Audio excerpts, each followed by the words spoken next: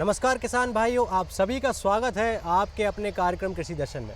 किसान भाइयों, अभी हम मौजूद हैं पनवाड़ी शाजापुर में और हमारे साथ एक प्रगतिशील किसान जुड़ गए हैं जिनका नाम है सतीश शर्मा। बहुत बहुत स्वागत है सर आपका हमारे कार्यक्रम में। आप मुख्यतः प्याज और लहसुन की खेती करते हैं सर? जी सर। तो अपने फार्म के बारे में हमारे किसान भाइयों को जानकारी दीजिए। मैं मुख्यतः गर्मी में प्याज की खेती करते हैं हम, जिसे नेफेड प्याज की वैरायटी बोलते हैं, जो हम बाज़ार से जो है उसका कण मतलब बीज लेके आते हैं और अपने खेतों में उसे डालते हैं। और वो जो बीज रहता है वो 50 से 55 दिन में जो है अंकुरित हो जाता है और बढ़िया उसकी लगाने के लिए हो जाता है वो तैयार जी। फिर उसको अपन खेत तैयार करके उस कण को बीज को लगा देते हैं। बीज आप तैयार करते हैं? बीज तैयार करते हैं या बीज खरीदते हैं? किस तरह से आप? सर दोनों कर सकते हैं हम। यदि हमारे पास बल्ब है अच्छा बढ़िया क्वालिटी का बल्ब, तो हम उसे बल्ब को प्याज में लगाते हैं, खेत में लगाते हैं और उससे जो है सीड पैदा करते हैं। पर कई बार मौसम की मार के कारण अच्छा बीज घर पे नहीं बन पाता है, तो हम बाजार से उसको क्रय करते हैं। कितना रकबा है सर आपका प्याज और लहसुन की? हमारा 5 बीघे का खेत है सर, उसमें हम प्याज और लहसुन करते हैं जी। तो जैसे हम बाकी की सामान्य फसलें हैं उनकी खेती करते हैं, और यदि हमारे किसान भाई प्याज और लहसुन की खेती करते हैं तो क्या अंतर हो जाता है इन दोनों में? प्याज की खेती अच्छे से करी प्याज और लहसुन की तो मुनाफा अच्छा देती सर जी। और फिर बाज़ार भाव है सर, कभी एक्सपोर्ट हुआ नहीं हुआ तो एक बात अलग है। बाज़ार का भाव आप और मैं निश्चित नहीं कर सकते जी, क्योंकि उतार चढ़ाव चलता रहता है जी। तो क्या कुछ क्रियाएं ऐसी भी हैं जो सामान्य फसलों में आप करते हैं उनसे कुछ अलग होती है? क्या किसान भाई से डरते हैं प्याज और लहसुन की खेती करने से? जी सर, परंपरागत खेती करेंगे तो नुकसान ही होने लगेगा आज की तारीख में। अभी जो मौसम है हमारा, कोई मतलब मौसम तो बदलता रहता है, लेकिन आपको उससे सचेत रहना है क्योंकि उससे जो वैरायटी अच्छी हो, जैसे बाज़ार में कई कंपनियां जो है हाइब्रिड प्याज लेके आई है, हाइब्रिड कर्ण, तो वो आप लगाएंगे तो उससे उसकी क्षमता है कि वो उससे निपट सके, उस मौसम से वो अच्छा रह सके उस मौसम में। मतलब अच्छा बीज इस्तेमाल करें हमारे किसान जी सर, भाई। हाइब्रिड बीज यदि उपयोग करेंगे तो अच्छा उत्पादन आएगा, ज़्यादा उत्पादन आएगा, क्योंकि जनसंख्या बढ़ रही है और उत्पादन यदि ज़्यादा लेना है तो हाइब्रिड बीज को अपन उपयोग करना पड़ेगा। जी। तो सर साथ में हमारे किसान भाइयों को यह भी बताइए कि किस तरह से भाई ये बीज, प्याज का बीज प्राप्त कर सकते हैं? कहीं भी मार्केट में यदि आप लेने जाएंगे तो हाइब्रिड बीज का यदि डिमांड करेंगे तो बराबर उपलब्ध कराएंगे और 50 से 55 दिन में अपने खेत में जो है बीज तैयार हो जाता है जी। उसके बाद 50-55 दिन के बाद उसे हम ट्रांसप्लांट करते हैं जी। दूसरे खेत को अच्छा उस खेत रोपाई के लिए हम खेत को पहले फफूंद से मुक्त करेंगे, जैसे कॉपर ऑक्सीक्लोराइड कि अगर हमने डाला है कार्बोफ्यूरान तो निश्चित रूप से उसकी फफूंद खत्म हो जाएगी। बीज नियंत्रण मतलब बीज का उपचार की बात आप जी कर रहे जी, हैं। बीज को उपचार भी करना पड़ेगा सर जी। हमने तो वो मर जाएगा फिर जी। वो तो जैसा कि सर ने बताया कि हमारे किसान भाइयों को इस बात पर ध्यान देना है कि प्याज या लहसुन में लगा रहे हैं जो बीज इस्तेमाल कर रहे हैं उसका बीजोपचार जरूर करें, क्योंकि यदि बीजोपचार करेंगे तो आने वाले रोग हैं पहले ही हमने उनका प्रबंधन कर लिया तो बीज में मतलब हमारी जो फसल है उसमें रोग लगेगा ही नहीं। बराबर सर। इसके अलावा सर बुआई का क्या तरीका है, क्योंकि अन्य फसलें हैं और प्याज लहसुन की फसल है तो कुछ अंतर भी होंगे? नहीं, प्याज को जो है सर छुपाई करते हैं सर, उसकी छुपाई करने के लिए जो है मजदूर लगेंगे क्योंकि हाथ से करना पड़ती है जी। तो उसके लिए लागत ज़्यादा लगेगी जी, लेकिन उत्पादन भी ज़्यादा ही आएगा, अन्य फसल से उसका उत्पादन अलग आएगा जी। तो मार्केट में इसकी मार्केट वैल्यू भी बहुत रहती है जी। हाँ जी।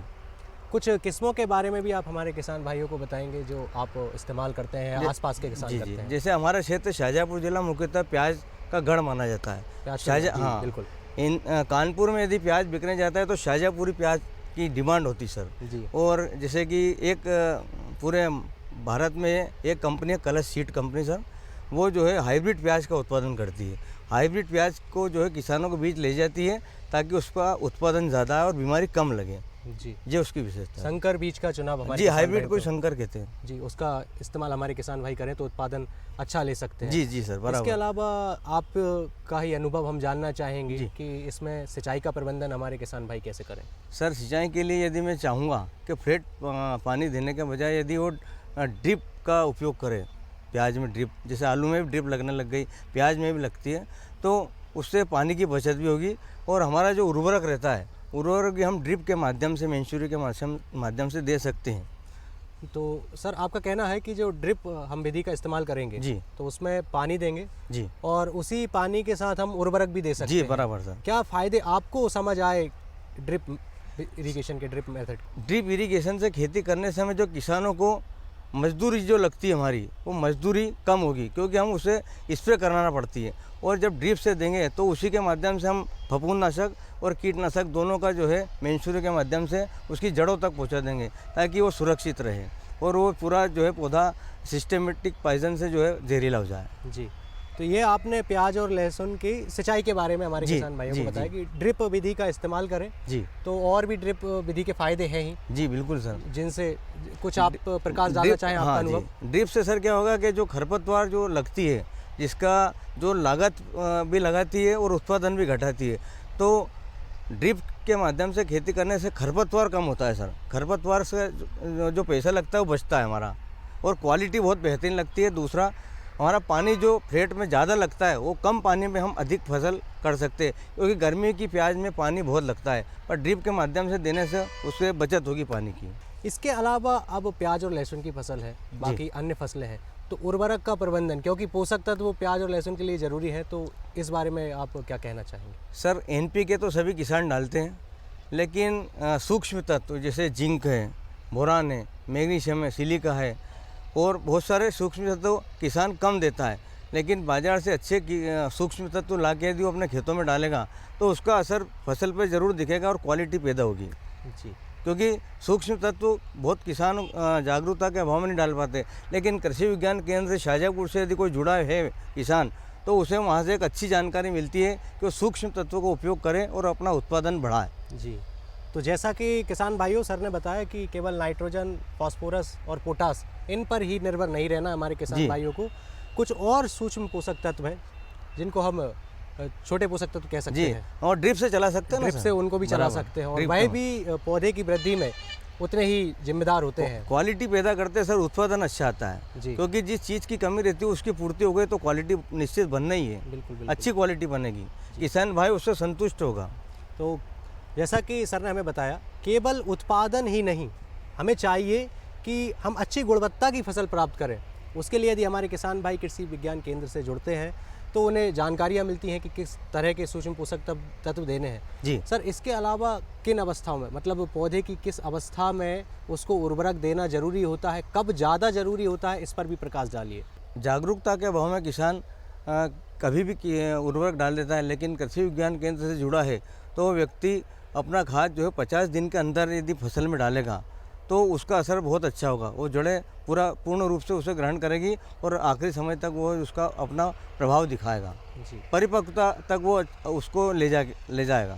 तो जैसा कि आपका अनुभव कहता है कि जब फसल की अवस्था 50 दिन की हो जी बुआई के बाद, जी तब उर्वरक देना ज़्यादा आवश्यक होता है। जी सर, जी। 50 दिन की अवस्था तक वो बहुत अच्छे से भोजन ग्रहण करता है, सूर्य का प्रकाश भी मिलता है, उसमें वो अपना भोजन निर्माण करता है। किसान भाइयों, प्याज और लहसुन की इस खेती से संबंधित ये चर्चा जारी रहेगी।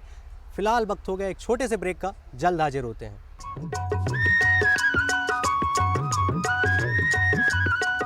अरे सुन तो। मुझे क्या सुनाना चाहते हो? जो सुनाओ मेरी सौतन को। किसको? अरे वही तुम्हारा मोबाइल फोन जिससे सुबह शाम दिन रात चिपके रहते थे और कहते थे किसान कॉल सेंटर से बातें हो रही हैं। अच्छा ये बात है। हाँ, क्यों, क्या हुआ? अब बात नहीं होती क्या? अब तो झट से बात हो जाती है। संबंधी समस्याओं का अपनी भाषा में तुरंत हल पाने के लिए पूरे भारत में किसी भी फोन से हेल्पलाइन नंबर पर संपर्क करें। किसानों का दोस्त किसान कॉल सेंटर।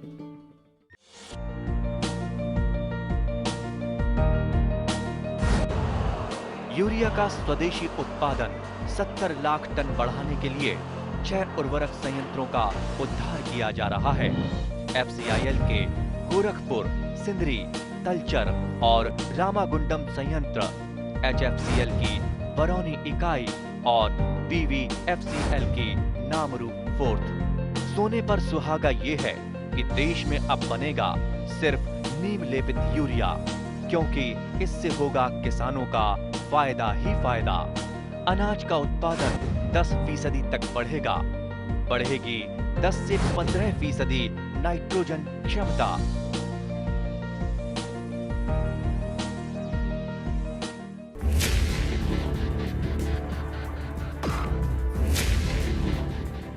भोजन, जल और शुद्ध वातावरण हमारे जीवन का मुख्य आधार है और कृषि इसका मूल स्तंभ।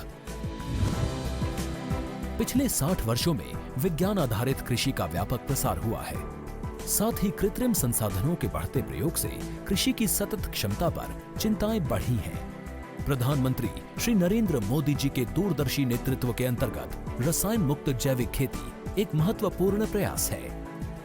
रसायन मुक्त जैविक खेती को बढ़ावा देने के लिए 5 वर्ष पूर्व सरकार ने परंपरागत कृषि विकास योजना तथा उत्तर पूर्व भारत में जैविक मूल्य श्रृंखला योजनाएं आरंभ की।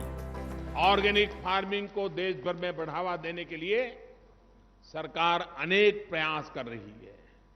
इसके लिए परंपरागत कृषि विकास योजना के तहत काम किया जा रहा है। न सिर्फ ऑर्गेनिक फार्मिंग को बल दिया जा रहा है, बल्कि उसके लिए वैल्यू एडिशन और मार्केट की व्यवस्था भी की जा रही है। भारत सरकार एवं किसानों के सम्मिलित प्रयासों से आज देश के लगभग 36 लाख किसान 38 लाख हेक्टेयर क्षेत्र में जैविक खेती कर रहे हैं।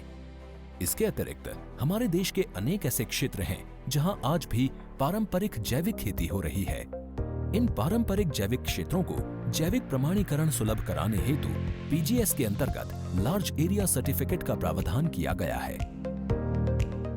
इस प्रक्रिया की विशिष्टता ये है कि इसमें प्रमाणीकरण मात्र 2 से 3 महीनों में हो जाता है, जबकि सामान्य परिस्थितियों में इसमें 2 से 3 वर्ष का समय लगता है।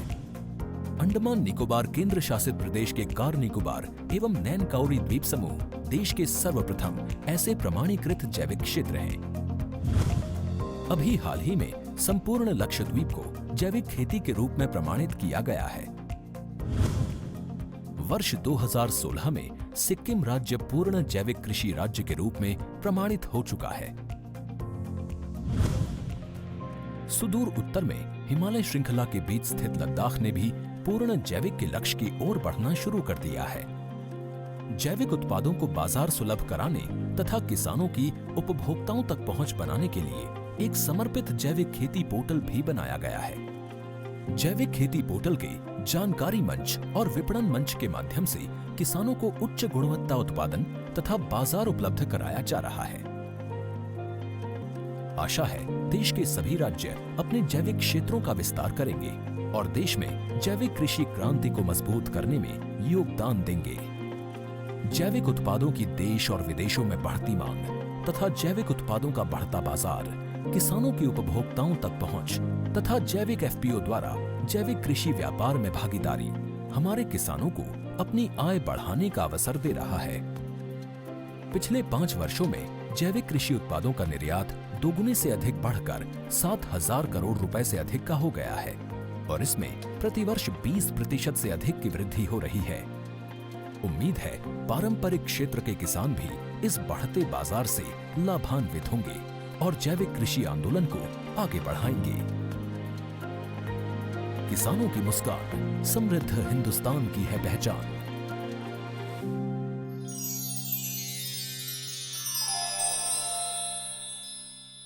किसान भाइयों, ब्रेक के बाद एक बार फिर आपका स्वागत है। सतीश जी से हम चर्चा कर रहे थे प्याज और लहसुन की खेती के बारे में और उन्होंने अब तक हमें किस्मों के बारे में बताया, उर्वरक प्रबंधन के बारे में बताया, सिंचाई के बारे में बताया। इसके अलावा और आपका अनुभव क्या कहता है सर, प्याज और लहसुन की खेती में हमारे किसान भाइयों को किन किन मुख्य बातों का ध्यान रखना चाहिए? प्याज और लहसुन की खेती, वैसे प्याज और लहसुन एक ही कुल के सदस्य सर। जी बिल्कुल। और बीमारियां भी लगभग सेम ही लगती, बराबर ही लगती हैं। तो यदि फफूंद जनित बीमारियों को पहले से कंट्रोल कर लें जी, तो निश्चित रूप से है कि वो आखिर तक उस पर कंट्रोल रहेगा। जैसे कि मुख्यतः प्याज में 2-3 बीमारियां लगभग बराबर और आती है, और वो आती है वातावरण के परिवर्तन से। वातावरण के परिवर्तन से उनमें फफूंद जनित बीमारियां लगती हैं। जैसे कि मैं कृषि विज्ञान केंद्र शाहजहाँपुर से जुड़ा हूँ, तो वहाँ से मुझे बताया गया कि प्याज और लहसुन में बेटी टिस रोग जी, डाउनी मिल्ड्यू जी और पर्पल ब्लास, ये तीनों बीमारियां जो है प्याज और लहसुन को ख़त्म करके रख देती हैं। यदि जागरूक रहेगा किसान, उनसे रोज़ देखता रहेगा, जाता रहेगा, तो निश्चित रूप से वो जब देखेगा कि फसल में क्या बीमारी है तो उसके अनुसार उसका इलाज करेगा वो। तो कृषि वैज्ञानिक से यदि जुड़ा है तो वो सही उपचार करेगा। तो सर जैसा कि आपने बताया रोगों से प्रबंधन प्याज और लहसुन में ज़रूरी है। जी। 3 रोग आपने बताए। जी। एक एक करके इन रोगों के बारे में भी हमारे किसान भाइयों का मार्गदर्शन कीजिए। मुख्यतः प्याज और लहसुन की फसलों में एक तो बेट्रिटिस रोग लगता है, जी। जिसे आम भाषा में जलेबी रोग के देते हैं। जी। उसके लक्षण हैं कि प्याज मुड़ जाते हैं नीचे की ओर, जी। और एक पाउडरी मिल्ड्यू जो ऊपर से सूख के नीचे की ओर आता है, जी। और एक पर्पल ब्लास्ट जिसे पर्पल ब्लास्ट। पर्पल ब्लास्ट हाँ, ब्लास्ट। बैंगनी रोग जी। बोलते हैं जी, जिसे, बिल्कुल। जिसमें प्याज की जो पत्ते रहते हैं उसमें धब्बे बन जाते हैं बैंगनी कलर के। जी। तो इन तीनों बीमारियों से निजात पाना है तो अच्छे किस्म का फफूंदनाशक, जैसे कि मार्केट में मिलते बहुत सारे नामों से, लेकिन मेटालॉक्सिल और मैंकोजेब, जी। डाइकोनाफोनासोल, यदि इन का स्प्रे करेगा जी। तो किसान अपनी फसल को सुरक्षित रखेगा। जी। फसल खराब होती है तो वो फफूंद जनित ही रोग लगता है उसमें। जी। फफूंद जनित रोग के लिए जो है ये डाइकोनाफोनासोल भी है, प्रोपिकोनाजोल भी है, हेक्साकोनाजोल भी है। तो इनका स्प्रे यदि वो अपने स्टेप बाय स्टेप करता रहेगा तो फसल सुरक्षित रहेगी। जी। और जहाँ तक कीटों का सवाल है तो कीटों में इसमें एक थ्रिप्स बहुत लगती है, प्याज और लहसुन में थ्रिप्स। जी। तो उसके कंट्रोल के लिए जो है फिप्रोनिल और इमिडाक्लोप्रिड, कभी डेल्टामेथिन, ऐसा स्प्रे अपने जो है करता रहे क्रमानुसार, तो वो उस पर रोग पे नियंत्रण पाता रहेगा। एक थ्रिप्स वह कीट है जो इस प्याज और लहसुन की फसल को प्रभावित करता है। जी। इसके अलावा 3 रोग हैं जिनमें यदि कोई फफूंद जनित रोग है तो फिर वह फफूंदनाशक का इस्तेमाल कर सकते जी, हैं, जी। रसायनों का इस्तेमाल करेंगे तो उससे भी बच जाएंगे। जी सर। और कीट का नियंत्रण कैसे सर हमारे किसान भाई करें? कीट के नियंत्रण के लिए उसे प्रॉपरली स्प्रे करना पड़ेगा जी। सर। जैसे कि फिप्रोनिल के बारे में बताया है तो 1 ml लीटर पानी पे 1 ml फिप्रोनिल लगता है सर। 1 लीटर में 1 ml हमारे किसान भाई को? जी जी, एक स्प्रे करे वो, जी। और प्रॉपरली स्प्रे करे। जी। जैसा 200 लीटर पानी लगता है तो 200 लीटर अपना पानी लगाए और उनको जो है पौधों को तर करके चले, तो उसे निश्चित रूप से अच्छा लाभ मिलेगा, बीमारी पे कंट्रोल जल्दी होगा। प्याज और लहसुन की खेती उतनी कठिन नहीं है यदि रोगों का उपचार किया जाए, रोगों पर ध्यान दिया जाए। इसके अलावा कुछ कीट हैं यदि उनका भी नियंत्रण अच्छे से किया जाए, कुल मिलाकर रोगों और कीटों पर यदि अच्छे से नियंत्रण किया जाए तो अच्छा खासा मुनाफा हमारे किसान भाई पा सकते हैं। सर तो अब थोड़ा सा इसी आर्थिक लाभ की चर्चा हो जाती है। जी, जी। तो इसके बारे में बताइए कि किस तरह से आपको आर्थिक लाभ हुआ, आपका व्यक्तिगत अनुभव क्या कहता है? व्यक्तिगत अनुभव ये सर कि बाजार के भाव आपके हाथ में नहीं है। जी। आप उत्पादन बढ़ा सकते हैं, जी। जितना आप उत्पादन बढ़ा सकते हैं उतने सूक्ष्म तत्व डालिए, अच्छे उर्वरक डालिए और समय के अनुसार डालिए, उत्पादन आपका बढ़ेगा। यदि रेट कम भी होगा तो आप उससे विजय पा जाएंगे। जी। अब मार्केट की व्यवस्था है कि वो क्या रेट बिकता है, जी। अच्छा रेट बिकता है तो मुनाफा अच्छा होगा सर। जी।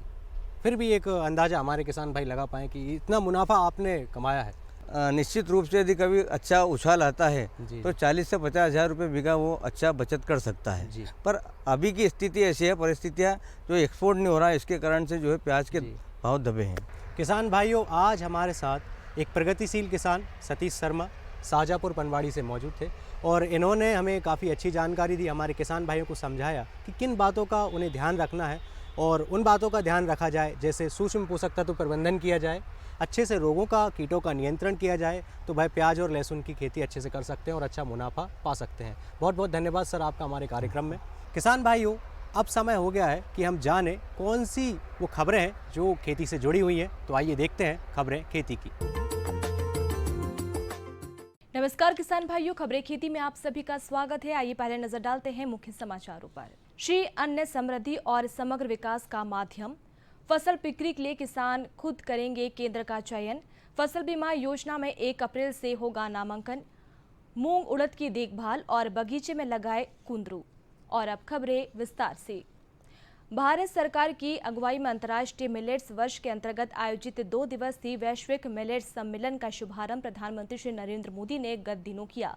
प्रधानमंत्री ने डाक टिकट और सिक्के का अनावरण तथा श्री अन्न स्टार्टअप और श्री अन्न मानकों के संग्रह को भी डिजिटल रूप से लॉन्च किया। साथ ही भारतीय मिलेट्स अनुसंधान संस्थान को उत्कृष्टता का केंद्र घोषित किया है। सम्मेलन में श्री मोदी ने कहा कि श्री अन्न समृद्धि और समग्र विकास का माध्यम बन रहा है। इससे ग्रामीण अर्थव्यवस्था को भी लाभ मिलेगा। प्रधानमंत्री श्री मोदी ने विदेशी प्रतिनिधियों को श्री अन्न के लिए भारत की ब्रांडिंग पहल के बारे में जानकारी देते हुए बताया कि श्री अन्न केवल भोजन या खेती तक ही सीमित नहीं है। भारतीय परंपरा से परिचित लोग किसी भी चीज के आगे श्री लगाने के महत्व को समझेंगे। श्री अन्न गांवों और गरीबों से जुड़ा हुआ है। श्री अन्न देश के छोटे किसानों के लिए समृद्धि का द्वार, करोड़ों देशवासियों के पोषण की आधारशिला और आदिवासी समुदाय का सम्मान है। श्री अन्न की फसल कम पानी में अधिक प्राप्त की जा सकती है और रसायन युक्त खेती के लिए ये नींव है। वहीं जलवायु परिवर्तन से निपटने में मददगार है। सम्मेलन में केंद्रीय कृषि मंत्री श्री नरेंद्र सिंह तोमर ने कहा कि ये मिलेट्स वर्ष के शुभारंभ का उत्सव है। मिलेट्स के विषय को लेकर जब भी कोई सवाल आया तो प्रधानमंत्री ने उत्साह से मार्गदर्शन किया। परिणाम स्वरूप ये कार्यक्रम उत्तरोत्तर ऊंचाइयों पर पहुंच रहा है। मध्य प्रदेश में न्यूनतम समर्थन मूल्य पर फसल बिक्री के लिए किसान को खुद केंद्र के चयन की सुविधा दे, साथ ही किसानों को समय पर राशि का भुगतान किया जाए, बारदाने की कहीं भी कमी ना हो, उपार्जन केंद्र पर्याप्त हो, आवश्यक परिवहन व्यवस्था हो और भंडारण क्षमता अच्छी रखे, किसानों को किसी तरह की परेशानी ना हो। मुख्यमंत्री श्री शिवराज सिंह चौहान ने मुख्यमंत्री निवास में प्रदेश में रबी उपार्जन कार्य के लिए की गई तैयारियों के संबंध में बैठक रखी थी, जिसमें ये निर्देश दिए हैं। प्रदेश में 4,223 उपार्जन केंद्र कार्य करेंगे। बारदाना व्यवस्था में करीब 3 लाख गठान की अनुमानित आवश्यकता के अनुसार प्रबंध हो चुका है। वर्तमान में उपलब्ध बारदानों से लगभग 70 लाख मीट्रिक टन उपार्जन संभव है। प्राकृतिक आपदा या अन्य किसी कारण से फसल हानि से प्रभावित किसानों को वित्तीय सहायता उपलब्ध कराना और किसानों की आय सुनिश्चित करने के उद्देश्य से देश और प्रदेश में प्रधानमंत्री फसल बीमा योजना खरीफ वर्ष 2016 से लागू की गई है। इस योजना के तहत खरीफ के लिए 1 अप्रैल से 31 जुलाई और रबी के लिए 1 अक्टूबर से 31 दिसंबर तक फसल बीमा के लिए नामांकन कराया जा सकता है। ये योजना ऋणी, अरणी, बटाईदार, वन पट्टाधारी आदि सभी कृषकों के लिए स्वैच्छिक है। कृषि विभाग के मुताबिक खरीफ के लिए जिला स्तर पर उड़द, मूंग, तहसील स्तर पर ज्वार, कोदो, कुटकी, मूंगफली, तिल, कपास और पटवारी, हल्का स्तर पर धान, सिंचित, धान असिंचित, सोयाबीन, मक्का, बाजरा, अरहर फसलें अधिसूचित की गई है। इन सभी खरीफ फसलों के लिए बीमित राशि का अधिकतम 2% प्रीमियम और कपास के लिए अधिकतम 5% प्रीमियम दे है।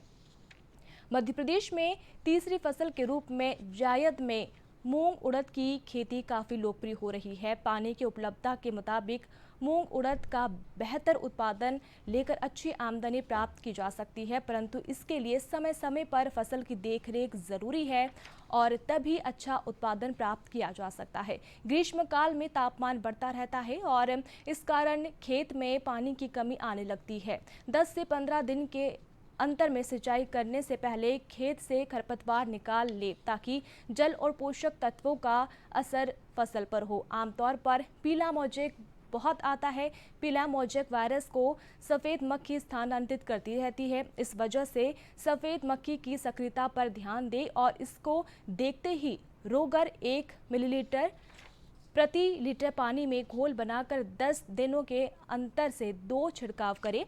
साथ ही पत्तियों पर भभूतिया रोग भी आता है। इससे निदान के लिए सल्फेट 2 मिलीलीटर प्रति लीटर पानी में घोल बनाकर 10 दिन के अंतर से 2 छिड़काव करें और अच्छा उत्पादन प्राप्त करें। कुंदरू एक बहुत उपयोगी तथा नकदी सब्जी फसल है। एक बार लगाने के बाद बेल 4-5 वर्ष तक फल देती है। केवल रखरखाव की जरूरत होती है। उत्तम जल निकास वाली दोमट भूमि इसके लिए उपयुक्त है। इसे मार्च, अप्रैल तथा जून, जुलाई दोनों मौसम में लगाया जा सकता है। लता की कटिंग से नया रोपण किया जाता है। 25 से 30 सेंटीमीटर लंबी, जिसकी मोटाई छोटी उंगली के समान हो, उपयुक्त होती है।